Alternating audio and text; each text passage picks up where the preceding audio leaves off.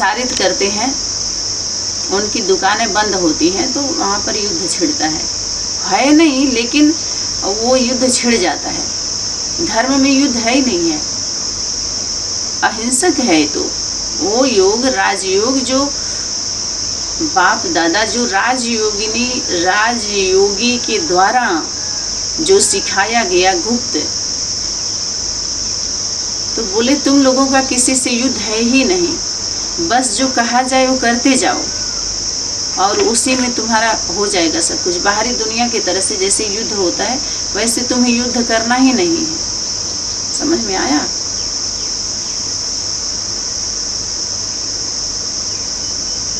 जो हुआ अच्छा हुआ, जो हो रहा है उसके लिए है। उनके लिए कहाँ अच्छा हुआ, उन लोगों के लिए कहाँ अच्छा हुआ।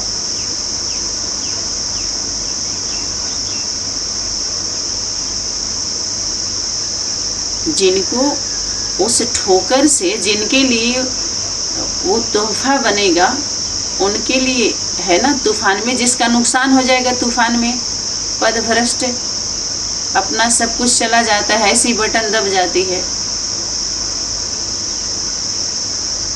जैसे कोई बटन आपका दब गया, ऐसा आपके अकाउंट से सारा बैलेंस चला गया,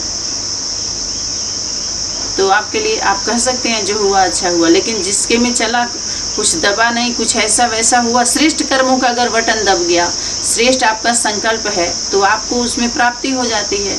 जो छल कपट करते हैं, कपट लेते हैं, उनका नुकसान हो जाता है। तो हमेशा अपना भाव, धर्म के मार्ग में अगर हम चल रहे हैं, धर्मार्थी हैं, तो बाहरी दुनिया में भी उस यात्रा में कहते हैं अरे आप तीर्थ पर आए हो, ऐसा विचार रखते हो।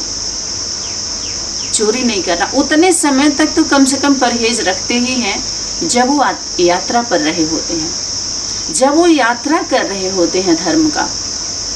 झूठ नहीं बोलना, छल नहीं करना, चोरी नहीं करना, ठगी नहीं करना, कम से कम उस यात्रा पर तो कम से कम परहेज करते हैं कि नहीं करते हैं?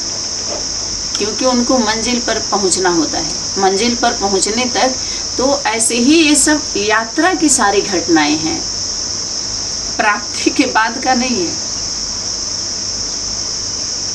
ये सारी घटनाएं जो अनुभव का जो क्लास चला, ये सारी यात्रा की हैं, मार्ग का है। मंजिल पर भी बहुत सारे रिहर्सल हुए रिफाइन होने के लिए, वो तो पब्लिसिटी करने की ज़रूरत नहीं है। वो कभी कभी जब मिलना होता है तो उन सभी विषयों का शेयर किया जाता है।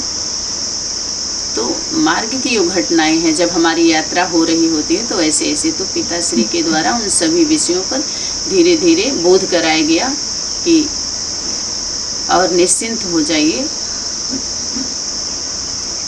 धीरे धीरे क्या होता है कि अब यहाँ पर ये देखा जाता है कि देह अभिमान, जो देह भान की बात है, शायद ही कोई ऐसा वाणी रहा हो जिसमें देह भान की बात ना आई हो। देही अभिमानी, देह भान, मुक्ति, जीवन मुक्ति, ये सभी लगभग एक दो बार आ ही जाता है। देह भान जिसके अंदर है, देह भान माना देह की स्मृति, संबंधों की स्मृति, लौकिक अलौकिक की स्मृति।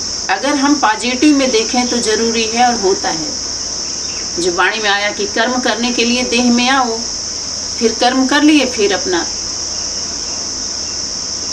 मनन चिंतन मंथन में लग जाओ, सूक्ष्मता में आ जाओ, सूक्ष्म स्टेज धारण कर लो, माने छोटा रूप। और जैसे हम भोजन बना रहे होते हैं, साग सब्जी काट कर रहे होते हैं, झाड़ू पोछा कर रहे होते हैं, तो हमें समझो आप स्थूल वतन में हो, सर्विस अर्थ, उसके बाद फिर सूक्ष्मता में जाएंगे। तो ऐसे धीरे धीरे दिन भर में कितनी बार हमारी स्थिति कैसी होती है, स्थूल, सूक्ष्म, निराकारी, निरहंकारी, निर्विकारी।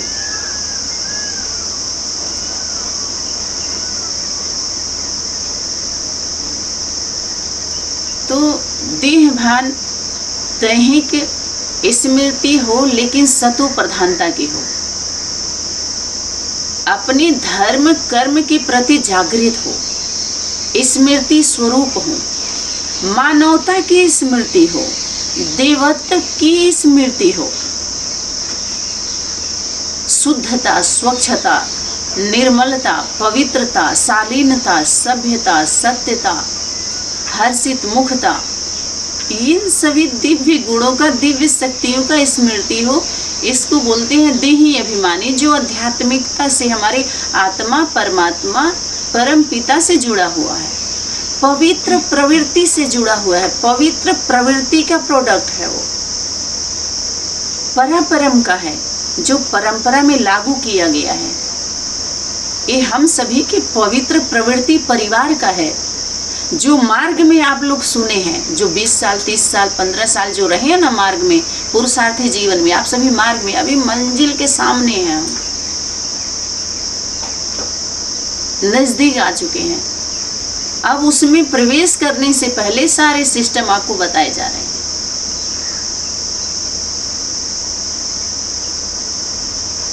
सहभागी बनिए, सहयोगी बनिए, परिवार की भांति बनिए। राजधानी में आना है तो राजघराने में आ गए तो क्या अपने सभी क्वालिटी पर प्रकाश डाला जा रहा है। हम नजदीक आ गए तो एक परिवार की सभी घटनाएं जो शास्त्र वेदों में, जो सभी वेदों में है, वो कब की हैं, वही है। उनके वहां तक पहुंचने के लिए आप पुरुषार्थी जीवन कहिए या जो भी कहिए, वो सभी घटनाएं हैं जो लिखे गए हैं वेदों में। पीड़ा है, सत्य असत्य का संग्राम है, लड़ाई है। उस राज योग की विद्या में युद्ध सूक्ष्म युद्ध है, विचारों का है। इस तरह से युद्ध नहीं है जैसे बाहरी दुनिया की प्रॉपर्टी के लिए जो युद्ध करते हैं, तो बाहरी दुनिया के कानून व्यवस्था में सब उनका समस्या जाता है। अगर कोई ज्यादा उत्पात करेगा तो 100 नंबर फोन मिल जाएंगे। लेकिन हमारी आध्यात्मिक दुनिया में जो प्रॉपर्टी है वो स्थूल प्रॉपर्टी सेकेंडरी है।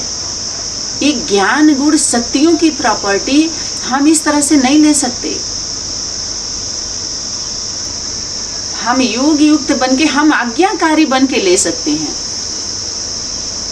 और ले क्या सकते हैं, है ही उनका, मांगने का होता ही नहीं है। हमारे जब लौकिक परिवार में माता पिता की प्रॉपर्टी का जो बच्चे होते हैं, जब कोई पूजा पद्धति नहीं है उनकी प्रॉपर्टी लेने के लिए, आज्ञा है, मर्यादा है, ऐसे ही आध्यात्मिक पवित्र परिवार में जो हम कहे हम वर्षा मिलेगा, जगदम्बा से वर्षा मिलेगा, बाप से वर्षा मिलेगा, तो पहले वर्षा तो समझ तो ले, फर्श पर तो पहले बैठ जाएं, फरसा ना चलाएं। वर्षा का यथार्थ अर्थ वर्षे का समझें, वारिस का समझें, अधिकारी का समझें, राज्य अधिकारी का समझें, जिला अधिकारी का समझें, प्रजा का समझें, राज्य का समझें, राजधानी का समझें, घोड़े सवार का समझें, महारथी समझें, प्यादे क्या होते हैं, थोड़ा समझते लो। क्योंकि जिस पूरे यूनिवर्सिटी में जो यूनिवर्सिटी खोली गई मदर फादर का था ही नहीं, ब्रदर सिस्टर का था, उसमें तो सिर्फ उनके नाम का लेबल लगाया गया था। तो अब तो गंभीर हो जाए, हम गंभीरता आए, शालीनता, सभ्यता और दैवी गुण, दैवी शक्तियां जागृत होती जाएंगी धीरे धीरे। तो कुछ उसमें क्या होता है, छूट जाता है, कुछ छोड़ना पड़ता है। कुछ रूठे और टूटे का जब हमारे अंदर जब इतना वो होगा तो हम कैसे उसमें दाखिला लेंगे। पिताजी के द्वारा बार बार आता है, गीता ज्ञान से सबको नष्टो मोह बनाओ, नष्टो मोह। बाहरी दुनिया में भी लोग देह और देह के संबंधों को क्या बोलते हैं, आप बताइए। बाहरी दुनिया के सत्संगों में जाके देखिए, उसको माया बोलते हैं। कहते सब माया में फंसे हुए, दुनिया मायावी है, सब ठगते हैं, उसमें हम फंसे हुए हैं। इस परिवार की जिम्मेवारी से, संबंधों से ये अल्पकाल का वैराग्य जो दिलाया गया, तो आगे क्या किया गया, ठगे गए कि नहीं ठगे गए सभी। प्राप्ति कहाँ हुई उस मरजीवा जन्म में, पहले तो मरे ही नहीं। सभी जब अधमरे होंगे तो भूत प्रेत जैसे बन के भटकेंगे ही और भटकाएंगे ही।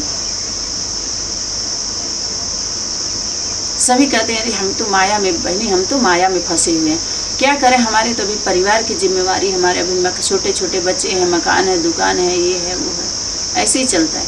उससे उठने के लिए अगर कहो तो कितना कुछ दिखाई देने लगता है, नहीं ऐसे नहीं हो सकता, ऐसे नहीं हो सकता। लेकिन जब सरल सहज गीता ज्ञान आता है, जिससे समझिए बाहरी दुनिया में हमारे घर गृहस्थी में गीता ज्ञान गृहस्थी वालों के लिए है, गृहस्थियों के लिए है कि घर गृहस्थ में रह करके वो आप कर सकते हैं। लेकिन बहुत कम लोगों का ऐसा एक लकी होते हैं, वो स्टार, लकी स्टार बहुत कम होते हैं वो।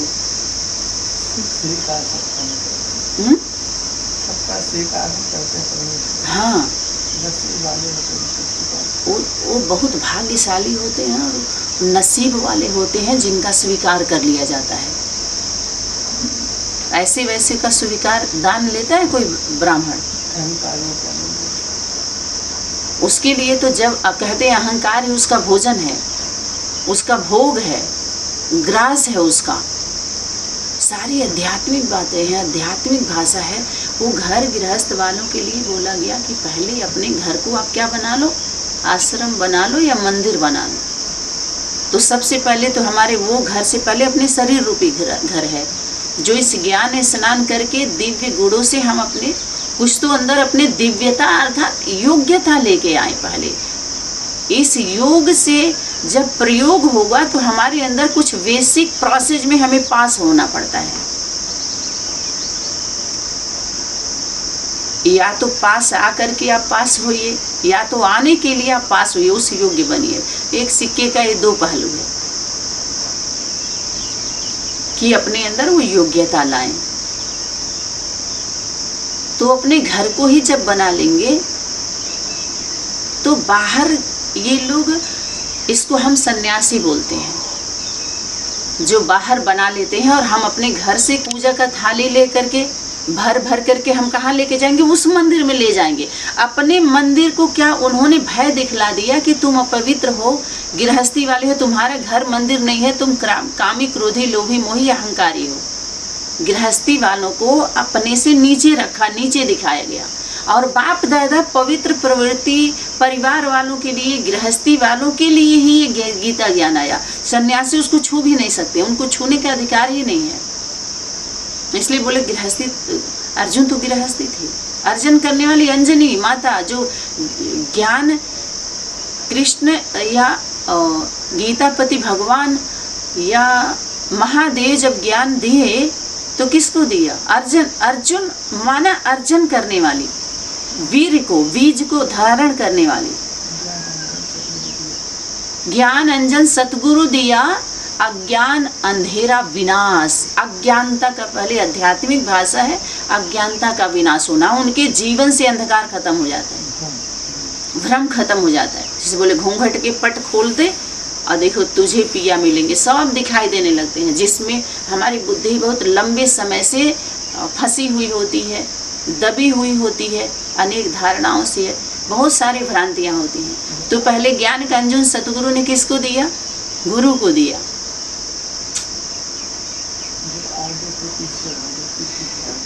यज्ञ माता, यही गृहस्थी वाले सबसे पीछे थे, उनको आगे कर दिया।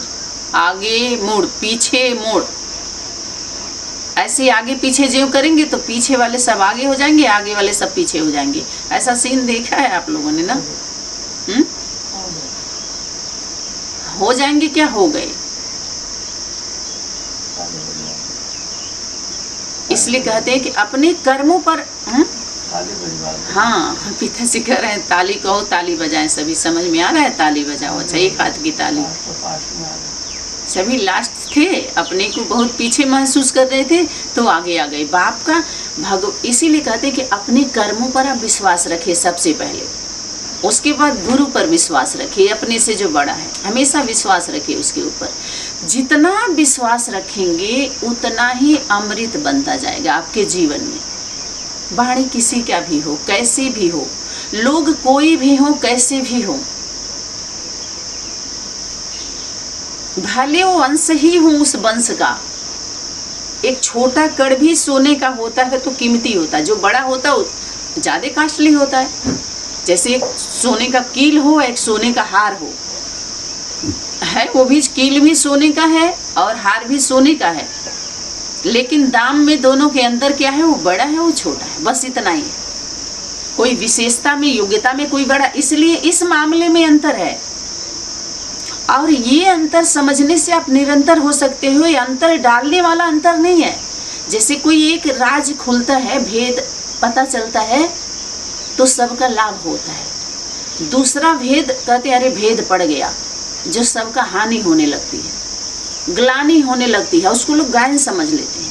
अगर आप पवित्र हैं, भले ग्लानि कर रहे हैं, तो आपका गायन में काउंटिंग होता है। जिसमें बाप दादा बोले कि आप तो बाप दादा का, माता पिता का धर्म की ग्लानि ही कर रहे हो, माता पिता का सोच रहे हो हम गायन कर रहे हैं। धर्म का ग्लानि करना माने माता पिता का, उनके कृत्य का, उनके स्वरूप का, उनके कर्मों पर उंगली उठाना, फिर सब पे ग्रहण लग जाता है। भाई आया था ना 2-3 दिन पहले वाणी में कि माता पिता के ऊपर ग्रहण नहीं लगता, सूर्य और चंद्रमा के ऊपर ग्रहण नहीं लगता, पृथ्वीवासियों पर लगता है। पृथ्वीवासी जो होते हैं वो सूर्य चंद्रमा पर में कमी देख लेते हैं, कमी मृत्यु लोकवासियों को। जब माता पिता में कमी जब देख लेते हैं, माने गुरु और सतगुरु में जब कमी देखते हैं, तो उनके अंदर ग्रहण आ जाता है। ग्रहण दे दान तो छूटे ग्रहण, वो बुद्धि ज्यादा चला लेते हैं। उनके पार्ट पर क्या करते हैं, अविश्वास तो करते ही करते हैं। अविश्वास को कोई बहुत ज्यादा विष नहीं बनता है, लेकिन अविश्वास करके जो औरों को अविश्वास में लाके कारोबार करते हैं, ग्लानि जो करते हैं, उनका ओढ़नी ओढ़ करके, तो यहाँ पर ज्यादा सजा बनता है। फिर अपराध के श्रेणी में आता है वैसे कृत्य जो इस प्रकार के कृत्य का नृत्य करते हैं, तो उनकी बुद्धि को ग्रहण लग जाता है। इसलिए दे दान तो छूटे ग्रहण। दान माना अब ये सारा, उसको दान कहिए, या अगर दान करना है तो वही कहते हैं बुराई का करो, विकारों को करो, कमियों का करो। और दान देने के बाद बाप दादा बोले वापस नहीं ले सकते, दिया हुआ कुछ भी आप वापस नहीं ले सकते। एक दान का उदाहरण देकर के समझाया गया। सहयोग अलग है, दान अलग है। दान देना अपनी कमियों को देने के बाद फिर ले नहीं सकते हो आप। और एक उदाहरण बाप दादा ने ये भी दिलाया व्यक्त वतन में कि कोई भी, जैसे हम गवर्नमेंट जॉब करते हैं, ऑफिस में जाते हैं, तो ढेर सारी छूट आपको मिलते हैं, दिए जाते हैं, तो वो लेकर के आप घर नहीं आते हैं। घर लाते हैं तो अच्छा नहीं माना जाता। ऐसे ही बाहरी दुनिया, जो आध्यात्मिक दुनिया, धार्मिक दुनिया, धर्म का जो बनाया गया है, धर्म स्थान ठिकाना, तो धर्म के नाम पर जो कुछ भी लिया गया है, या गृहस्थी वालों ने जो कुछ भी उनको मिला है, लौकिक वाले संबंधी या अलौकिक में जो भी हमें प्राप्ति होती है, तो वो सब प्रतिदिन माता पिता पूजनीय मूर्त, उनके रचना दर्शनीय मूर्त, कोई तो फोटो रखते ही होंगे अपने पूजा स्थली पर। एक छोटा सा बनाएंगे, या तो अलमारी बनाएंगे, उसमें उनको चिपका देंगे, रख देंगे एक छोटा सा स्थान। लेकिन बाप दादा बोले थे एक कमरा बनाने के लिए, एक घर देने के लिए। जैसे आपको 2, 4, 10 रूम है, तो एक रूम उनको, अगर कुछ नहीं तो एक रूम जरूर दो मंदिर के जैसे, और उसमें मंदिर में चैतन्य मूर्ति को स्थापित करो। और चैतन्य में भी कोई ऐसे अस्थाई नहीं रहता। क्या आप अपने घर में रहते हैं तो अस्थाई रहते हैं? लेट्रिन बाथरूम के लिए नहीं जाते, कोई कार्य के लिए बाहर नहीं जाते, जाते एक जगह चिपके हुए होते हैं। चैतन्य रहेगा तो बोलेगा भी, चलेगा भी, चले आएगा भी।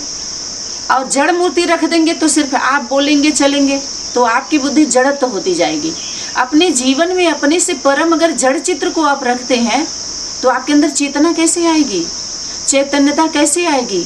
आप अपनी कमी कमजोरी को दूर कैसे करेंगे, विकृतियों को दूर कैसे करेंगे? आपके अंदर परिवर्तन कैसे आएगा, सुधार कैसे आएगा, प्रोग्रेस कैसे होगा, प्रगति कैसे होगी, सदगति कैसे होगी, मुक्ति कैसे होगी? जब अपने जीवन में अपने गुरु को या परम पिता परमात्मा को आप जड़ रखेंगे और अपने बोलते रहेंगे, चलते रहेंगे, भीख मांगते रहेंगे उसके सामने कि सुख संपत्ति घरे आवे, हमारे तन का कष्ट मिटे, हे प्रभु हरो। क्या अपने माता पिता के साथ क्या बच्चे ऐसे ही प्रार्थना करते हैं? इसी गीता ज्ञान के लिए ही बोला गया सरल सहज राजयोग है। इन सन्यासियों ने कठिन बनाया है उसको, कि हम उसके टीचर हैं, गीता ज्ञान के टीचर हैं, रामायण के टीचर, भागवत के टीचर, हनुमान के टीचर, राम कथा के टीचर, सब के टीचर बन के सभी क्या कर रहे हैं? जब उस गवर्नमेंट से आपको नियुक्ति पत्र मिले, नियुक्त किया जाए, तब आप हो सकते हो। जैसे बाहरी दुनिया में गवर्नमेंट जॉब में टीचर रखे जाते हैं, तो ऐसे नहीं अपने घर से आप कोई स्कूल से पढ़ करके टीचर खोल लिया प्राइवेट, उनको भी गवर्नमेंट के नज़र में अपना स्कूल रखना पड़ता है। कई बार क्लास में आता है।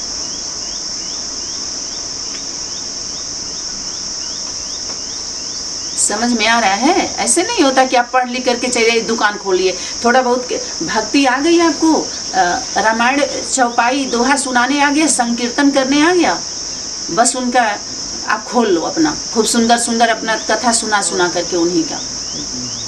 यही हो रहा है ना, तभी तो ये कारोबार, ये क्या हो गया? ये धर्म की ग्लानि हो रही है, माता पिता की ग्लानि हो रही है। गायन नहीं हो रहा, पूजन नहीं हो रहा। कोई भी भगवान लौकिक में भी कोई इस तरह से बर्दाश्त नहीं करेगा। परमात्मा शक्ति कब तक सहन करेगी? कब तक दोहन करेंगे ये लोग धर्म के आड़ में ओढ़नी ओढ़ करके? तो ये ज्ञान गृहस्थियों को घर घर पहुंचाने के लिए बाप दादा ने बोला, घर घर की अगर बात आई कि हर घर को गीता का पाठशाला बना लो। एक उदाहरण दिया, चलो आप हर घर के अगर एक व्यक्ति निकलता है तो गीता ज्ञान स्टूडेंट बन सकता है, लेकिन सब लोग पाठशाला नहीं खोल सकते। सब लोग पाठ पढ़ाने की अथॉरिटी सबको नहीं दी जा सकती। जिनके जीवन में वो पाठ है ही नहीं है, हाँ, लेकिन व्यक्तिगत अपना जीवन जी करके आप सहयोगी तो बन सकते हो, पाठशाला नहीं चला सकते। लेकिन सहयोग के लिए कोई आंख नहीं बंद कर सकता है। समझ में आ रहा है? कोई दोष नहीं लगा सकते हो आप।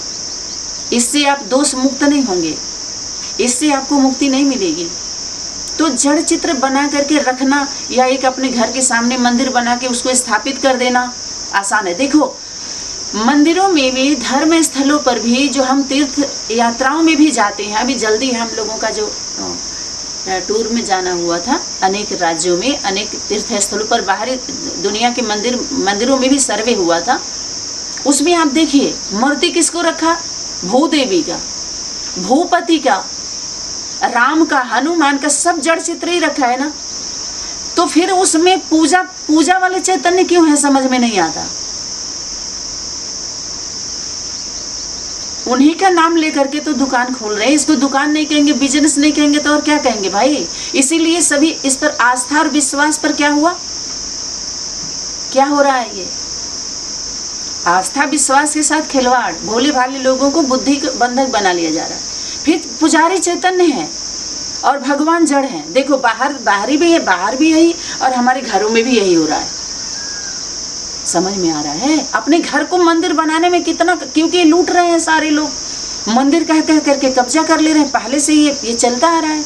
लेकिन मंदिर का उन्हीं को इंचार्ज बना दो या पुजारी बना दो। अपने घर आपका मंदिर हो गया, आप वहाँ के इंचार्ज बनो, पुजारी बन जाओ भाई। आज जितने समझ में आ रहा, तब तो डर नहीं रहेगा। समझ में आ रहा है? हमारे माता पिता के बच्चे जो डायरेक्ट रचना, इतनी गरीब थोड़ी हैं। अगर गरीब होते, इस प्रकार की गरीबी थोड़ी है, फिर इन लोगों को अमीर यही तो बनाए हैं। पूर्वज के ही वजह से तो आगे बढ़े हैं। ये पूर्वजों को ही तो सिखाया समझाया जा रहा है कि आप सुधरो तब जग सुधरेगा।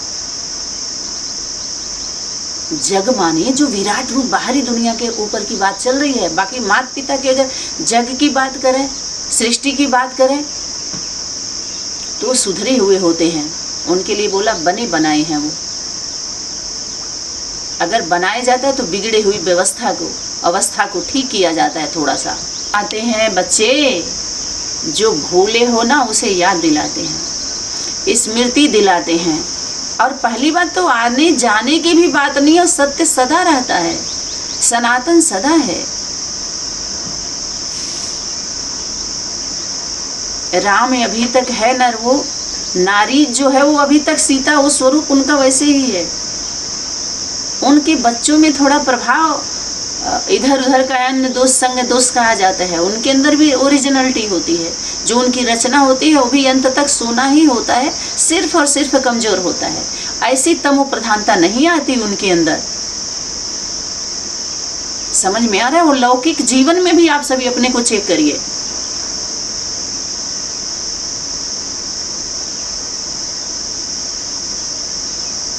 अगर वो अपने पर आ जाए तो जो लिया यहीं से लिया, जो दिया यहीं पर दिया, जो कल किसी और का था वो आज आपका है। जैसे पिताश्री कहते हैं कि कल भी कोई था और आने वाले कल में भी कोई होगा, बस हम भी हैं, हम ही हैं ये नहीं कहना है।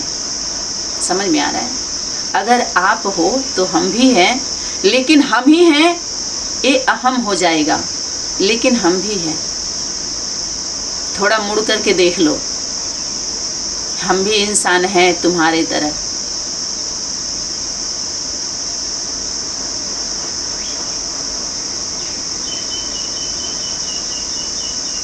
इसलिए इनके बाहर का मंदिर सफल क्यों हो रहा है?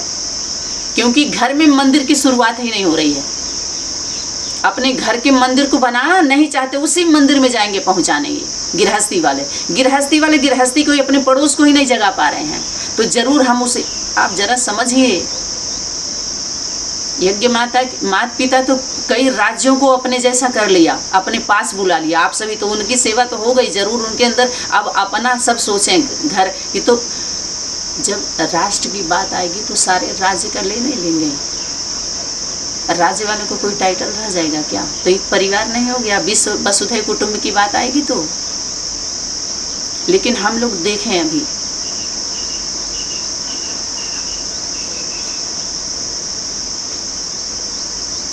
बाहर दुनिया में जितना भी चल रहा है सब कारोबार है, ठीक है। तो जो हुआ अच्छा हुआ, और जो हो रहा है अच्छा हो रहा है, जो होने वाला बहुत ही अच्छा होगा। उनके लिए जो राजयोगी राजयोगिनी है और उनके अनन्य बच्चे हैं, उन सब के लिए जो भी हो रहा अच्छा ही होगा। तुम्हारा अगर कोई अकल्याण हुआ या अकल्याण दिखाई दे रहा है तो उस अकल्याण में तुम्हारा कल्याण है। उस मरने में फायदा है, कोई जी रहा है तो उसी में फायदा है। आप सभी देखते होंगे द्रौपदी का प्रकरण, जब उसका चीर हरण हुआ था तो उसका क्या स्वरूप हुआ था? किसी से संभल नहीं रही थी। और उसी समय दुर्योधन दुशासन का वध चाहती थी, मृत्यु दंड सुनना चाहती थी, मरना देखना चाहती थी। लेकिन कृष्ण जी उसको संभाले और बोले कि थोड़ा सा धैर्य रख लो, इस धैर्यता में उसकी मृत्यु होगी। ड्रामा में ऐसा सीन नहीं है, संतोष सिखाया जाता है। रावण दरबार में असुरों की सभा में आप सभी देखिए तत्काल कैसे फैसला होता है, और उसमें बार बार उनको चांस दिया जाता है, पूरा मौका दिया जाता है सुधरने के लिए, समझने के लिए, अगर पश्चाताप के लिए, अगर वो स्वीकार करते हैं अपनी गलती तो।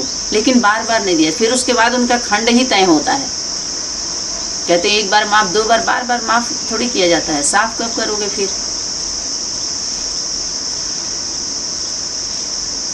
ये है, बस इतना ही।